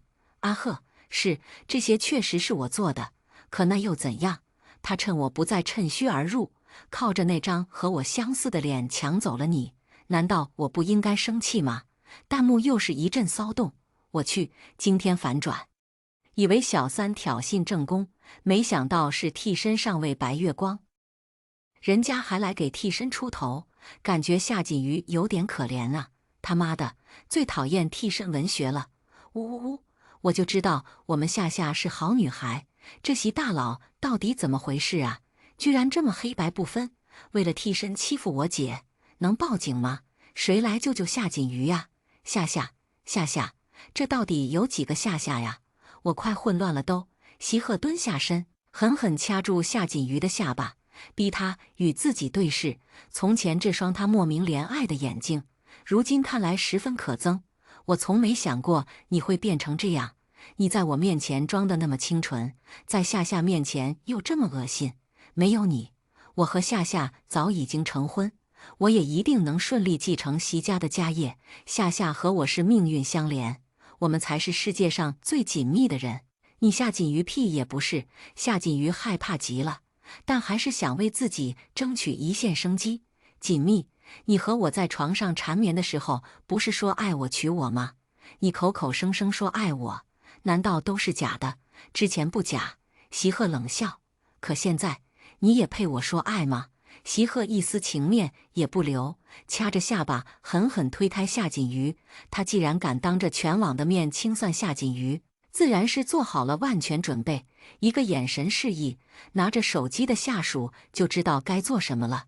那人利落地将席鹤与顾初夏几年来恩爱的过往，包括财经杂志上他高调对顾初夏的示爱，引起槟城全城瞩目的神秘世纪婚礼布置现场，通通做成了一个链接，借由夏锦瑜的直播账号发在了评论区里。那些对顾初夏出言不逊的夏锦瑜粉丝账号，也在一瞬间被封禁。留下的吃瓜路人看完事情原委，再次被震撼。事件有0个反转，人家要结婚的时间可比夏锦瑜回国的时候高。小三还是小三，活该，太会演了，差点被他骗过去了，真是太不要脸了。虽然，但是这个席鹤也不是什么好东西，脚踏两条船，怎么这么理直气壮？粉丝还是不死心是吧？那也改变不了你姐知三当三的事实。小三，小三，小三！一时间网络炸开了锅，抵制小三夏锦瑜的声浪渐大。夏锦瑜所有代言品牌纷纷撇清关系，后援会粉丝团也宣布脱粉，国民玉女形象崩塌，一夕之间成了过街老鼠。夏锦瑜满脸泪痕，心中悔恨自己当初为何这么沉不住气，只能眼睁睁看着将要到手的一切化作云烟。他知道自己在大众面前名声已去，但自己还有最后一个保命符。他嚎啕大哭，哀求席鹤：“阿鹤，我知道错了，你怎样对我都没关系，你放过我肚子里的孩子吧。等孩子生下来，我就在你面前消失。他是无辜的呀。”夏锦瑜装的可怜兮兮，心中还是算计。席鹤当初听见她怀孕时满脸的喜色，他还历历在目。只要拿出孩子要挟他，他必定会放自己一马，天无绝人之路。到那时，他肯定有其他办法让席鹤回心转意。可席鹤并未表现出他所预料的反应，还是冷硬如磐石。这个反常让夏锦瑜害怕到了极点。只有夏夏才配生我的孩子。席鹤狠狠将他踹倒在地。夏锦瑜痛到了极点，却比不上心里的绝望。完了，一切都结束了。把他带到医院去，我不想看到他和他肚子里孽种。席鹤厉声命令道。他心中满是恐惧和悔恨，涕泪纵横，哭喊求饶。可昔日和他情意绵绵的席鹤没有一丝心软。原来他从来不了解这个男人，高估了自己对席鹤的重要性。自己不过是他一时兴起的玩物，驾着夏锦瑜的下属，毫不犹豫把人拖了出去。任凭女人如何挣扎求饶，都无济于事。席鹤站在安静下来的房间里，心里突然空落的难受。做了这些又能怎么样呢？他的初夏已经不在身边了，直播还没有关掉，观看人数已经达到从所未有的顶峰。席鹤扶起下属手上的手机，脸上满是哀切和悔恨。他深情款款对着镜头忏悔：“夏夏，你在看吗？我知道错了。你原谅我好吗？我已经看清了内心，我爱的人只有你一个。我回到我的身边好吗？”他把这场直播做了录屏，让人推送到全世界的视频门户，期待着有一天顾初夏看到这些，明白自己是爱他的，回到自己身边来。席鹤闹出这么大动静，远在地球另一端的顾初夏果不其然被迫刷到了新闻。他拉着进度条看到了最后，对夏锦瑜的遭遇没有任何波澜。看到最后席鹤的深情忏悔，只觉得可笑。爱他吗？不见得，不过是吃着碗里的看着锅里的，最后锅里的被人夹走了，嘴里嚼着不香，得不到了，心中不甘不服罢了。顾初夏关掉手机，裹紧围巾掩住自己半张脸，目光追寻着蹦蹦跳跳走在自己前头的瓦妮莎。他带着瓦妮莎在华人街逛了一天，带小朋友感受中国新年的氛围。小朋友见什么都感到新奇，糖画窗花灯笼提在手中满满当当。顾初夏本想严肃提醒他，小孩吃多了糖会蛀牙，可疼了。可漂亮小姑娘一撒娇，他的心就化了一滩水。再路过什么卖花生酥糖葫芦的，也放任他吃了。瓦妮莎很开心，穿着一身喜庆在前头跑。顾初夏看着她的小身影，是无奈又宠溺。他顾着看瓦妮莎在前头撒欢，没留神撞上了身边的人。顾初夏慌忙道歉，帮忙捡起被撞掉在地的东西，收拾好了才发现是一位脖子上挂着红围巾、慈眉善目的老爷爷。老人家笑呵呵的，倒也没有责怪他，还从口袋里掏出一个红包。新年撞喜，祝你好运哦。顾初夏没有推脱，收了红包，目送老人家走远。蹒跚的步伐让他一下想起了席老爷子，也不知道爷爷现在如何了。他丢下从前的一切，远走他乡。唯一挂念的就是这位对自己视如亲孙女的爷爷。往年的新年，顾初夏都在席家老宅陪着老爷子。席老爷子年岁已高，儿子与儿媳的早逝让他的心早已经沧桑许多。老人家总是拄着拐杖在庭院呆立，只有年节时席鹤带着顾初夏回来陪他，才显得没那么落寞。但近年来10次有8次，席鹤在后半夜都会以兄弟聚会、公司应酬为由出门去。现在想来，应该是去找夏锦瑜幽会了吧？顾初夏扶了扶脑袋，埋怨起自己为什么又要想起那些不堪往事。既然决定斩断过去，那就应该向前看才对。于是他带着笑意，目光温柔注视着人群中的小瓦妮莎。席老爷子看完席鹤的杰作，脸都红了，生气地将拐杖摔到了地上。他马上让人拨通了这个不孝孙子的电话，厉声斥责。威严浑厚的声音让屋里所有人都不敢大喘气，生怕殃及鱼池。席鹤，你看看自己都干了什么？我教你这么多年做事三思，你是一点也听不进去吗？席鹤此时正在自己的私人医院里，冷眼看着夏锦瑜被按在手术台上挣扎。爷爷，我很清醒，我知道自己在做什么，你不用太操心，这只是我挽回夏夏的第一步。你清醒个屁！你自己看看现在的舆论，看看公司的股市，有更好的解决方式，为什么偏偏选这一种？席鹤忍着不打断他，也憋着一股火气。哪些东西重要吗？哪怕倾家荡产，我也不在乎。只有这样才能让夏夏看到我的道歉，才有可能回到我身边。爷爷，伤害夏夏的人，我一个也不会放过。我要挽回夏夏，我要找到他。席老爷子气得冷笑。那第二步是不是该你去死来做道歉的诚意？伤夏夏最深的人，难道不是你吗？电话那天静默了一瞬，随后道：反正我的命说过给他，如果夏夏想要，那我就去死。席老爷子听完，只有一声长长的叹息。爷孙俩互相对峙一会儿，老人家才开口：你自己的死活自己看着办。你拉那个女人去打胎，这是不应该。再怎么讨厌，那也是一条无辜的命，你自己掂量。席鹤看着手术室里挣扎的五官都扭曲的夏锦瑜，心意已决。我只想要夏夏的孩子，您不也是吗？等我把夏夏找回来，我们一家几口和和睦睦过日子。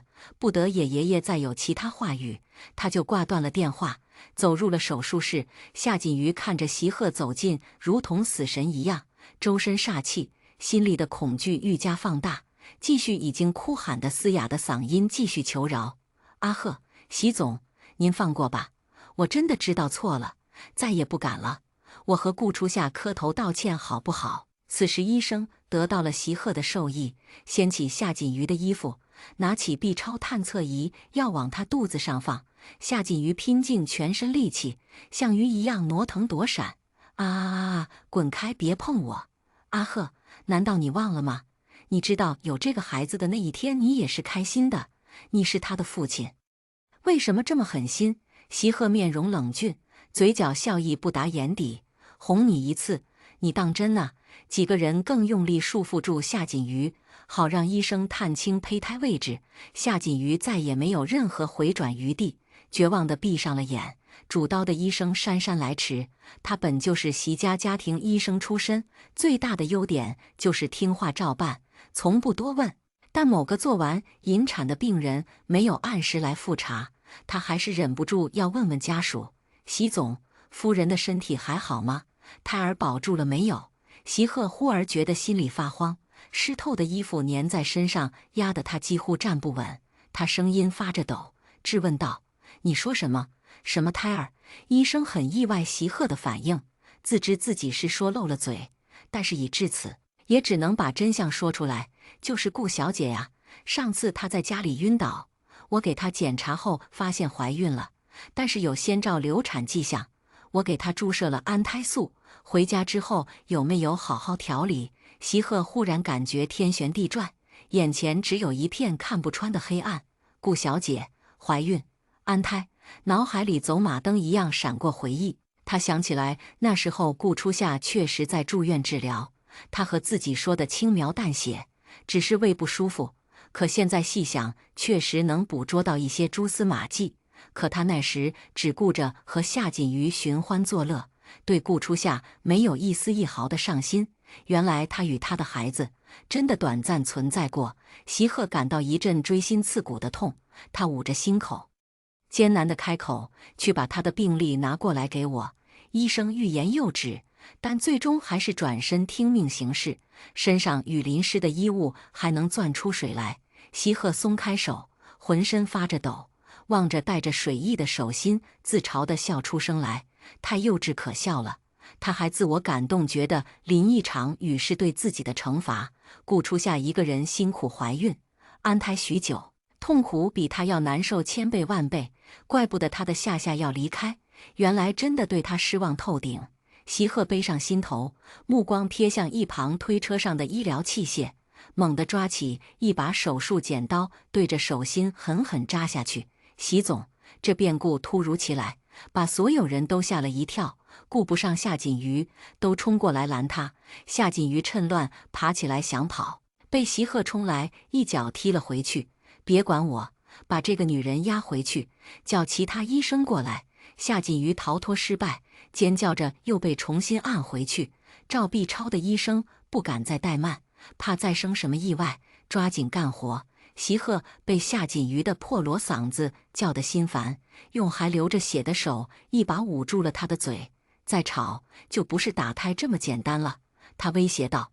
阴冷的目光像毒蛇一般令人生畏。夏夏带着我的孩子走了，你的孩子凭什么还能留着？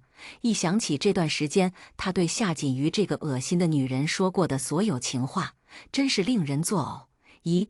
医生反复看着探测出的影像，有些犹豫。席总，这根本没有胚胎着床的痕迹。席鹤也茫然了一瞬。也就是说，她根本没有怀孕。医生接上了他的话，夏锦瑜彻底没了翻身机会，绝望地闭上了眼。平地炸起惊雷，席鹤脸色黑到了极点，肚里没中，胆子挺有种。席鹤笑了，还敢假装怀孕骗我？夏锦瑜根本不敢睁眼，哭得呜呜咽咽，也说不出一句话来。席鹤气急反笑，捂着他嘴巴的手转移到了脖子上，几乎要把他掐窒息。原来你真的这么想找死啊？看来不得不成全你了。他这么不可一世的人物，居然被这个贱人耍得团团转，还彻底弄丢了最爱的女人。席鹤如何能不怒？夏锦瑜脸憋到青紫，离死亡只有1线距离时，取来病历的医生回来了。席鹤这才松开手，急切地接过病历，从头翻到尾。他看着那个时间点，脑子迅速想到了什么。他转身回望还在咳嗽缓解的夏锦瑜，目光恨不能把他凌迟。顾初夏住院那一天，他正与夏锦瑜厮混。夏锦瑜随后又录下了视频，得意地发给了顾初夏。一定就是那时候，顾初夏受到了影响，而他还不知道孩子的存在，便已永远无法看到了。差一点，他和夏夏就能有一个完整的小家庭。到底是谁毁了这一切？那个孩子，夏夏会不会狠心把他打掉？席鹤额角青筋暴起，怒吼了一声，将夏锦瑜拖拽到了地上。几个下属识相地带着医生退出了手术室。贱人，你都干了些什么？你把一切都毁了！他将怒火集中在拳脚上，对着蜷在地上的夏锦瑜发泄。到了这个地步，夏锦瑜反而没那么害怕了。他一边躲避席鹤的力道，一边嘶吼道：“席鹤，一个巴掌拍得响吗？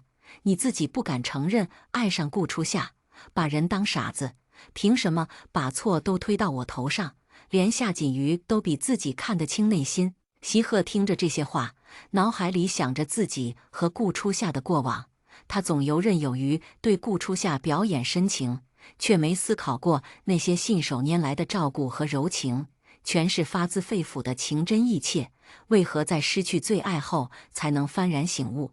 席鹤只觉得心被架在了火上炙烤，折磨不已。他停下动作，蹲下身来揪住夏锦瑜的长发，逼他与自己对视。你说的对，我也有错。席鹤笑得让夏锦瑜恐惧。我是该死的，但你一定是给我垫背的。夏锦瑜，你要给我的孩子赔命！”他猛地把夏锦瑜的脑袋往地上哐哐撞击，不到一会，女人便满脸鲜红。夏锦瑜哀嚎不已，她没有任何反抗的能力，只能双手捂住自己引以为傲的脸蛋，不让她受伤。脸在江山在，主要没毁容。就算不能嫁给席鹤，去哪里她都有办法过得好的。席鹤当然不清楚她的想法，只是觉得这样还不够解恨。怎么做都不抵夏夏伤透的心和那个离去的孩子。他让人强行压着夏锦瑜下跪，对着录像机磕了100个头，还逼他道歉，骂自己等以后夏夏回来就把这个放给他看。席鹤看着录像，忽然注意到夏锦瑜手上还戴着自己送他的大钻戒。夏锦瑜藏不住一点，天天戴着这个戒指招摇过市，恨不得把自己要当席太太的事让全世界来羡慕嫉妒恨。他也将戒指单发给顾初夏，那是压死骆驼的最后一根稻草吗？席鹤将他的手反掰过来，要夺下戒指。贱人，你还不配拥有这个戒指。他想的是，拿回戒指就是收回了求婚，从此他的正牌爱人只有顾初夏一个。可夏锦瑜却像不死心一般，死皮赖脸攥紧拳头，不让他把戒指拿走。这是我的，你别特么抢我的东西！夏锦瑜彻底暴露出无赖泼妇一面。他现在失去了所有，豪门梦碎，名声扫地，代言解约，不知道还能不能活着走出这里。但如果还有以后，他只能靠这个价值100万的戒指生活了。他拼死也得留住。手术室就这么大，夏锦瑜满身伤痕，跌跌撞撞在各个角落试图藏身。席鹤也不拦他，冷眼看着这个如今丑态百出的女人。喜欢戴是吧？他扯起嘴角，把几个下属都喊进来，把他戴戒指的手指切下来。席鹤冷漠地下达命令。席鹤坐在手术室外放空自己，扎出个血窟窿的手早被看不下去的医生包扎了起来。手术室里的痛苦哀嚎凄厉无比。所幸这一层楼都是专为席家人留出的 VIP 病院。他就在这里想着一切，想和顾初夏的初见，想和顾初夏共度的少年时代，想和顾初夏有关的所有。他的心空落得难受，那种填不满的思念和求不得的渴望像蛊虫一样爬遍全身，将他折磨。对不起，夏夏，我想你，我爱你。不可一世的席大少爷就这么在这窝窝囊囊的大哭起来，像得不到糖的孩子般毫无形象。小时候也是这样，他哭了，因为他是席鹤将来的继承人，所以没有人上前安慰他的。只有顾初夏不怕他，会在他难受时抱着他，学着大人的语气哄他，柔软的像棉花。直到有人把剥离出的戒指放在托盘中呈给他，一旁还放着一根血淋淋手指，席鹤这才从缅怀过往中回神。他并不在乎这枚已经被玷污过的戒指，只说交给下属自行决定如何处理。至于夏锦瑜那截手指头，席鹤冷漠至极，丢去喂狗。那席总，那个女人怎么处理？下属今天围观这场闹剧，深感雇主的无情冷漠，却又不敢多言，指了指手术室里已经痛得昏死过去的夏锦瑜。席鹤冷哼一声，站起身来，在他脑子里动个小手术，关到精神病院去。顾初夏消失了，那今后世界上也不必再有夏锦瑜的踪迹。夏锦瑜是公众人物，从直播开始就被人关注着行踪，医院门口早被闻风而动的媒体堵得水泄不通。席鹤从窗口望了一眼大门那黑压压的人群，直接从隐蔽的 VIP 通道走。等回到席家老宅，先迎接他的是席老爷子的拐杖家法。老爷子力气不减当年，一棍下去将席鹤打得跪到了地上。畜生，你看看你这一身，你到底都做了什么丧尽天良的事情？席鹤一身狼狈，血和雨水混得肮脏，任谁都觉得像个犯罪嫌疑人。爷爷，夏锦瑜没死，也没怀孕。席鹤感到通身疲惫，不想再说多余的话。席老爷子松了口气，他一生行善积德，就怕这个孙子做出什么不可回头的事。既然没有，其他的他也懒得多问，只是叹了口气，语重心长问他：“你满意了吗？”你觉得做这一切到底是为了夏夏，还是自己心虚？席鹤没有正面回应他，只像痴傻了一般，喃喃自语：“爷爷，我终于知道了，我爱夏夏，我爱夏夏，只要她重新回到我身边，我什么也愿意做。”席老爷子一摸他的额头，果然烧得很高。他闭了闭眼，指挥人把神志不清的席鹤架回了房间。他看着席鹤摇摇晃晃被人扶着的背影，心中五味杂陈。夏夏，如果席鹤真的伤得你有那么深，那斩断一切也罢。只是自己这个现在才发现自己情根深重的孙子，恐怕在很长的以后，都将为自己曾经的所作所为时刻忏悔。席老爷子扶着拐杖，深思哀伤，反思着自己是不是也有着不可被原谅的错呢？如果他当年没有对席鹤提出继承家业的必要条件是娶顾初夏，他会不会就没有歪心思？会不会孽缘成良缘？可惜没有如果，席家终极是亏欠了顾初夏。席老爷子深感惭愧，悲痛的双手掩面。席鹤整整烧了3天，昏昏沉沉中一直喊着顾初夏的小名：“夏夏，夏夏。”他反反复复做着梦，梦里只有他和夏夏，他们青梅竹马，情投意合，步入婚姻殿堂，生下一个可爱的孩子，一家3口幸福快乐，直至寿终正寝。可醒来，一切都变成梦幻泡影。他连这虚假的梦的不舍得放手，暴力抗拒医生的治疗，绝食、停药，反复将自己困在醉生梦死的甜美幻觉中。只有这样，他才真正感觉自己的存在。医生没办法，只能在席老爷子的指示下给席鹤吊着针剂续命。这样人不人，鬼不鬼的样子持续了整整1个月。席老爷子终于不打算忍耐，在席鹤短暂清醒的那一天里，他一句话让他终于接受了治疗，不打算活下去，也就放弃了再见夏夏的希望。从那开始，席鹤积极进食，配合医生治疗，身体渐渐好转。夏锦瑜事件终究对席氏产生不少负面影响。席鹤重新回到公司，高强度加班工作，把夏锦瑜事件对公司的影响处理到了最低损耗。解决完所有事情之后，席鹤整个人像是被掏空了。现在他才知道自己之前做的事究竟有多么离谱。他对不起顾初夏，无论是哪个方面，所以别说挽回了。他现在连顾初夏的影子都见不着。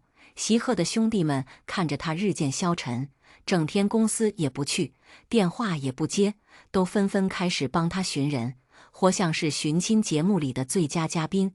可他们不知道的是，帮助顾初夏出国的那个中介干完这一单之后，也辞职去环游世界了。有关于顾初夏的资料全部被销毁，席鹤永远都找不到他了。我真的错了，我本来以为我最爱的人是夏锦瑜，可偏偏顾初夏又闯进了我的心里，而且直到他毫不犹豫地离开，我才知道他在我的心中究竟有多重要。我真是个蠢货。他密谋了那么久要离开，我却什么也没发现。席鹤把一瓶酒猛猛灌进嘴里，朋友在一旁看得目瞪口呆，却完全不敢上前制止，最后只能硬着头皮说：“咱们还是等吧。我觉得顾初夏还是忘不掉你的。不会的，如果他还爱我，那他早就回来了。”席鹤把酒瓶丢下山崖，抬眸望向无尽的深渊。他问：“如果我跳下去，会不会见到他？”朋友吓了一跳，赶紧把他往回拉。他和席鹤关系是最亲密的，知道席鹤的精神状态已经很不好了，保不齐还真的会想不开跳下去。看着自己的好兄弟变成这样，他也不好受。然而他一点办法都没有，只能陪着席鹤，在席鹤醉酒清醒之后提醒他，顾初夏真的不在了，要么出国了，要么就是死了。可席鹤总是不听。今晚飙车上了山崖之后，又在山崖上喝醉了。你回去吧，不用再劝我了，我不会死的。席鹤苦笑一声，却在话音刚落的那一瞬间天旋地转，整个人摇摇欲坠，好似下一秒就要晕倒一般。席鹤，那个兄弟赶紧接住他。以他混迹酒场多年的情况来看，席鹤大概率是胃出血了。他赶紧把人拖上车送到医院，却发现哪怕是在去医院的路上，席鹤都在喊着顾初夏的名字。兄弟咬着牙大骂了一句：“早知如此，何必当初？”他是当时唯一一个劝席鹤要珍惜眼前人的人，却没想到席鹤根本不把他的话当一回事，还是固执己见。现在他所担心的事情全都发生了，他既难受，又觉得席鹤活该。席鹤被送去医院之后，被确诊为胃出血，医生给他办了住院，给他开了药，他却莫名其妙红了眼眶。有一次我也和你们出去喝酒，喝到胃出血，回到家之后差点晕死在浴室，是顾初夏把我送去的医院。席鹤回忆着当时小小的顾初夏，也不知道哪里来的力气搬动100多斤的他，又是怎么着急忙慌地把他送去医院。第二天早上醒来，顾初夏甚至又回家给他熬了热乎乎的白粥。当时的他嫌米太软烂，而现在的他却是想也想不起来那个味道了。席鹤难受着，翻了个身往窗户看去，这一看直接让他心跳骤停。医院长长的走廊上出现了一个他在心里想念了很久的身影。席鹤的心都提到了嗓子眼，嘶哑的声音喊道：“夏夏！”席鹤掀开被子，胡乱拔了枕头，赶紧下床，再三确认了自己没有看错，那个抱着一个女孩的人就是许久没见的顾初夏，没错，3年未见，他还是如之前一样消瘦。从前他们还没有菊雨的时候，他养出来的那些肉全部都不见了。可他怀里面那个女孩又是谁？席鹤屏住呼吸，慢慢地向前靠前，感觉到有人靠近。前面的顾初夏马上转头，用最礼貌的笑询问道：“李医生，你回来了。”话音未落，他便愣住了。几天前瓦妮莎生病，吃了很多天的药都没有好转，医生建议他回国看中医。一开始顾初夏还有些纠结，但看到瓦妮莎日渐消瘦的身躯，他还是选择了回来。他不是没有想过可能会遇见席鹤，但是他从没想过会这么快。医院的长廊上，2个人远远相望，谁都没有先说话，唯有沉默以对。隔了3年，好像许多要说的，又不知道从何说起。顾初夏眼里的果断抽离和席鹤眼里的不告而别，都是横踞在这3年里的一根刺，一个快意3年，一个却在痛苦挣扎中度过了3年。可无论怎么说，都是席鹤活该。妈咪，这个叔叔是谁？他好可怕。瓦妮莎的话结束这尴尬的对视，顾初夏回过神，马上对着瓦妮莎说：“妈咪不认识这个叔叔。”妈咪。席鹤不敢置信，品味着这2句话。这个女孩竟然是顾初夏的女儿，可是她看起来也才3岁。3年前，正是她离开的时候，席鹤一颗心隐隐激动起来。或许当初那个流产病例只是她的障眼法呢？说不定夏夏当初没有流产，这个女孩就是他们之间的女儿。夏夏，原来你消失3年，竟然是去给我生了一个女儿。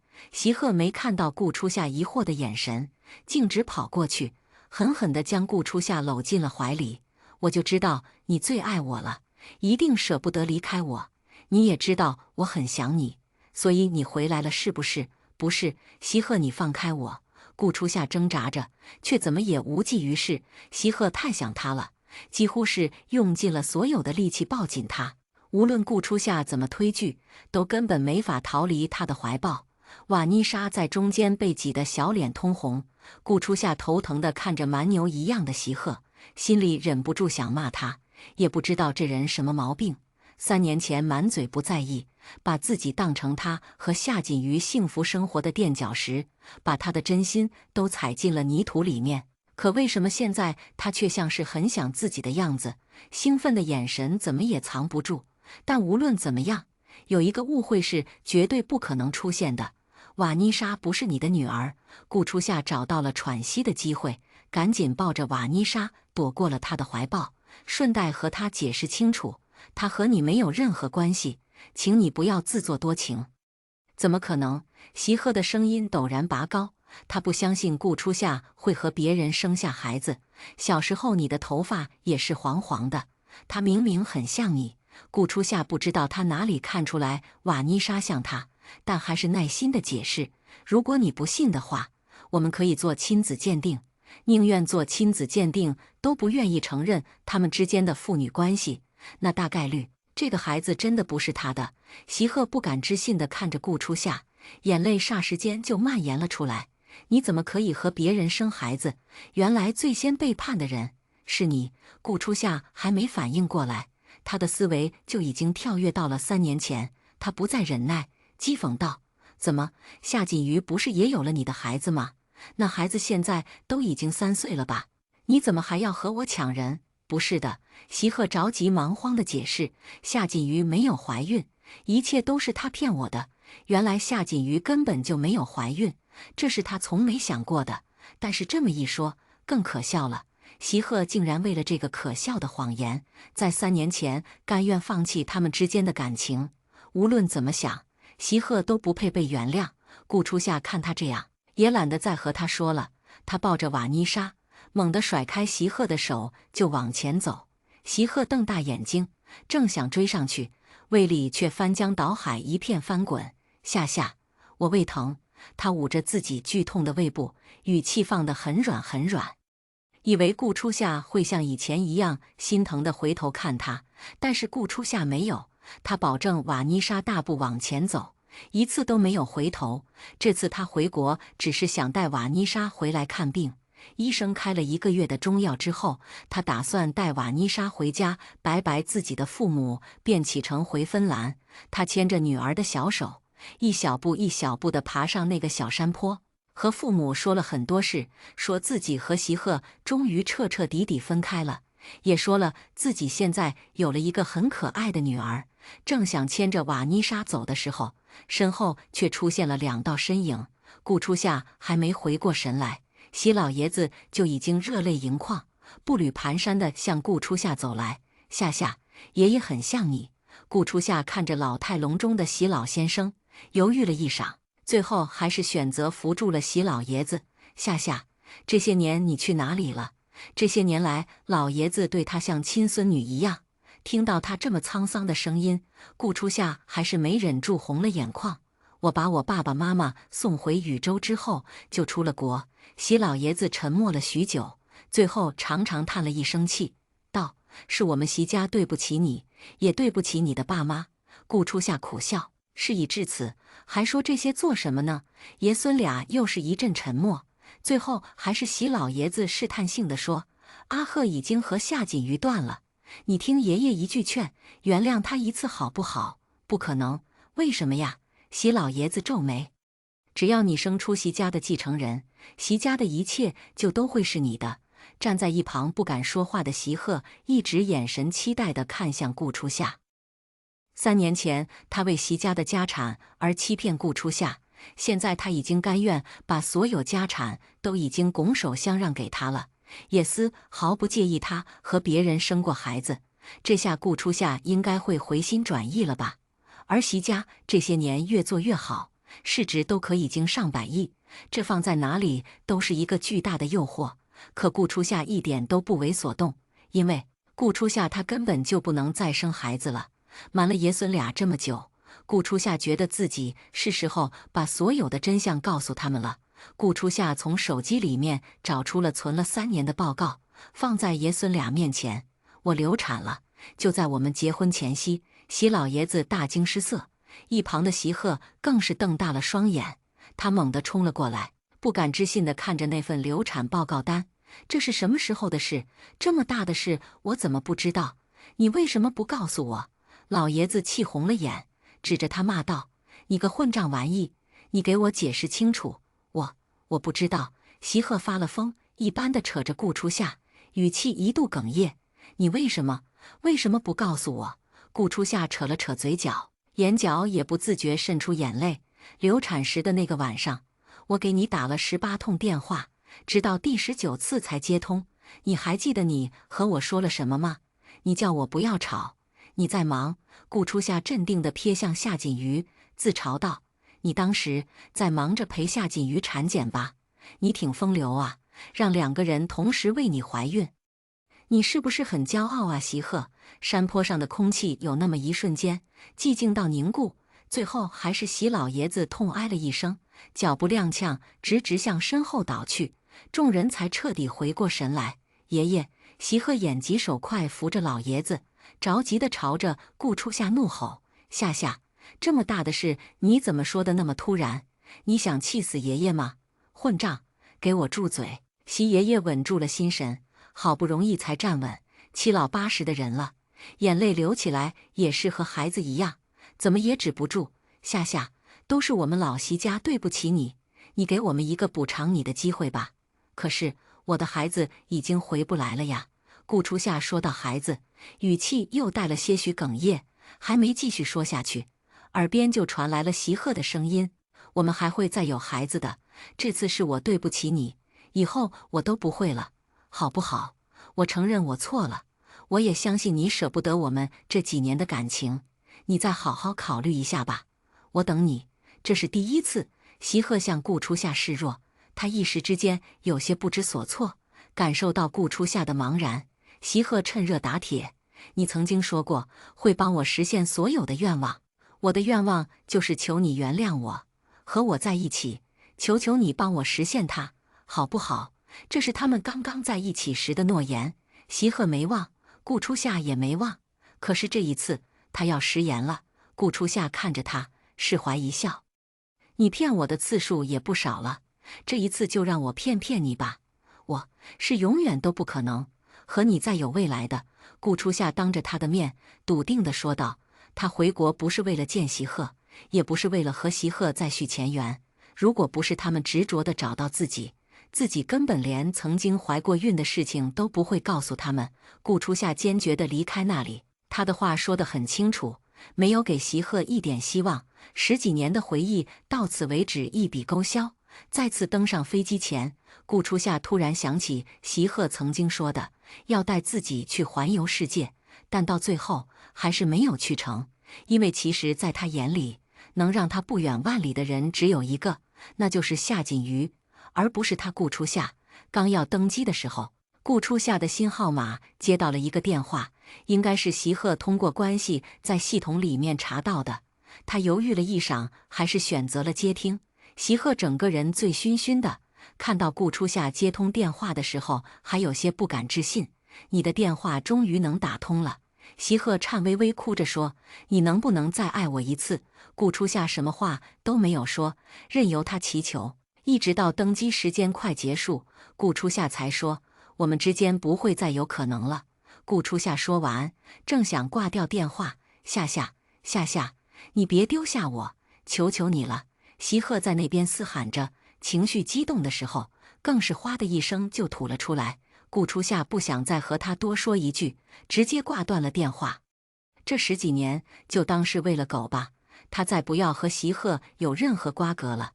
席鹤第一次见到顾初夏，是在5岁时的一个傍晚，一个软软糯糯的小女孩骤然闯入他的世界，小鹿一般懵懂无辜的眼神看着他，怯生生地喊他少爷。他父母亲死得早，从来没有人给过他家庭的关怀。可是家里面新来的一对夫妻和一个小姑娘，却让他有了他从未拥有过的感情。虽然他和顾家夫妻都是以主仆相称，但是在他心里，顾家夫妻和他的父母没什么区别。尤其是他们的女儿，软软糯糯的顾初夏，会甜甜地叫他哥哥，看向他的眼神里又带着一丝胆怯，让席鹤就像是得到了最新奇的玩具，逢人就要炫耀一下。几乎所有人都觉得，依照席鹤的性子，没玩多久他就会觉得厌烦，连顾初夏也这么觉得。但事情总有意外，在他一不小心落水时，顾家父母为了救他，双双溺死在湍急的河流中。那是他第一次见过顾初夏哭得那么凄惨，雪白的小脸上全是泪痕，好像下一秒就要哭死过去。席鹤当时刚从河里被救上来，他怀着愧疚之心去和顾初夏说对不起，情绪激动的顾初夏却手脚并用捶打着他，哭喊着问为什么死的人不是席鹤。家里的仆人紧张兮兮的过来捂住顾初夏的嘴，席鹤却也难受的直接哭了出来。2个刚刚10岁的小朋友在河边哭得昏天暗地，直到顾初夏哭得晕厥过去，被紧急送往医院。因为父母的离世，顾初夏吃了很多苦，他开始频道地做噩梦，总是梦见自己的父母躺在湍急的河水当中，他怎么奔跑，怎么游也追赶不上。醒来时看见席鹤，他哭得更严重，席鹤心里也难受得紧，好不容易做回人，像电视剧里面演的那样，握着顾初夏的手，不停地哄道：“对不起，以后我就是你唯一的家人。”说得多了，他们都把这句话当成了真。席鹤一开始并没有想和顾初夏在一起，但不可否认的是，从小到大他生活的每一环都缺不了顾初夏的身影。中学时早恋差点被老师发现，是顾初夏给他兜底；被老爷子逼着选自己不喜欢的专业时，是顾初夏出面说动了老爷子，让他选择自己最爱的哲学。哪怕是上了大学，对夏锦瑜一见钟情，都是顾初夏帮他写的情书。虽然这些事顾初夏都不知道，但他很庆幸顾初夏不知道，否则在老爷子提出他必须得娶顾初夏才能得到席家全部家产的时候，他一定会被砸得晕头转向。可偏偏他发现顾初夏喜欢他，顾初夏这几年几乎对他唯命是从。虽然他像个闷葫芦一样，总是不爱表达自己，但他发现了顾初夏的内心，这一切可就太好办了。他用了1个月的时间，就成功撬开了顾初夏的心门。表白成功的那一天晚上，在漫天烟花闪耀当中，顾初夏的眼睛似乎比烟花还要亮。他激动地抱着席鹤，说：“阿鹤，我知道我们会永远在一起，我们本来就同享有一条命。”本来席鹤只是想完成自己的攻略任务，可在顾初夏说出这句话的时候，他没忍住亲了顾初夏，软软的，甜甜的，很好亲，可心里总有一丝苦涩蔓延出来。他归结于自己背叛了和夏锦瑜之间的诺言，所以他并不在意，等以后拿到家产了再好好补偿锦瑜。席鹤如是想到，在一起之后，席鹤和顾初夏的感情进展顺利的不敢置信。无论做什么事情，顾初夏总是迁就着他，每次和他说话都温温柔柔的。一旦有什么事情，他还没开口，顾初夏就足以猜出他的所有想法。他们2个人默契的可怕，也让席鹤渐渐习惯了身边有顾初夏的存在。有时候要不是夏锦瑜联系他都已经快忘记了夏锦瑜。在一起3年之后，2人顺理成章的订婚、结婚。本以为婚礼能照常进行，可夏锦瑜知道了他们要结婚的事情后，大闹了一通。焦头烂额的席鹤只能远渡重洋去把夏锦瑜哄好，却没想到夏锦瑜一刻也等不住了。在他回国之后的第一时间，也跟着回了国。那时候的席鹤心里面没由来的有些烦躁，但他自己也想不通究竟是因为什么，心里面那种隐隐的不安感越放越大，但他还是选择了隐忍。后来夏锦瑜说她怀孕了，他又惊又喜，在看到产检报告的时候，第一个想到的却是顾初夏的脸。在他们很多次的缠绵当中，提到了很多关于孩子的事情。老爷子说他和顾初夏必须得生出一个男孩，这样子老爷子才敢放心的把家产交给他。现在他们还没结婚，夏锦瑜却率先有了他的孩子。席鹤一边欣喜，一边愧疚。他一边把婚礼预算拉到最大，一边应付着夏锦瑜。他想了很久很久，即使有些心怀不忍，但还是决定按照自己原本设想的那样，和顾初夏结婚之后，快速让顾初夏怀孕生子，就和他说清楚一切，给他一定的补偿，让他可以安享晚年。一直到结婚前夕，席鹤都是这么想的。他认为自己的想法简直天衣无缝，这样子对谁都好。可他独独没有想过，顾初夏不干了。在他抱着捧花奔赴他们最新的幸福时，兄弟告诉他婚礼早就被取消了。怎么可能？席鹤第一反应就是不相信。可当他赶赴婚礼现场，发现顾初夏早就预定好的婚礼场地变成了另一对新人在交换戒指的时候，彻底坐不住了。他通过各种各样的方式寻找顾初夏，但怎么也找不到。他不禁在想，顾初夏是什么时候计谋着离开的？我自己为什么什么都不知道？席鹤日思夜想，日日折磨。当顾初夏离开自己身边的时候，他才知道顾初夏对自己来说是多么重要。更可悲的是，他发现夏锦瑜一直拿来要挟自己的那个孩子，竟然从来就没有过。夏锦瑜没有怀孕。不知道为何，除了被欺骗的痛苦之外，席鹤竟然还松了一口气，至少可以完完整整地等待顾初夏回来。即便顾初夏根本就不想见他，在把事情说开的很久很久之后，席鹤更加意识到顾初夏在自己心中的不可替代性。原来自己早就在不经意当中爱上了这个温柔善良的女孩，只是自己不懂事，把她搞丢了。席鹤经常反思自己，在每一个喝醉酒的时候，身边再也没有了顾初夏在旁边嘘寒问暖，也没有人笑着给他递上一碗醒酒汤。最前最后，身边都是空寥寥的，只剩下空气在陪着他。初夏，其实我早就喜欢上你了。席鹤猛灌了一瓶酒，整个人醉醺醺的。这空气说话，说着说着，他的泪忽然流了下来。他醒悟得太迟太迟了，顾初夏已经不见了，他永远不会回来，也永远不会知道席鹤的爱意一直在初夏。今天的故事就分享到这里了。如果您喜欢这个视频，请为我点个赞和订阅。如果您有任何建议，都可以在评论区留言告诉我。我们下期视频再见。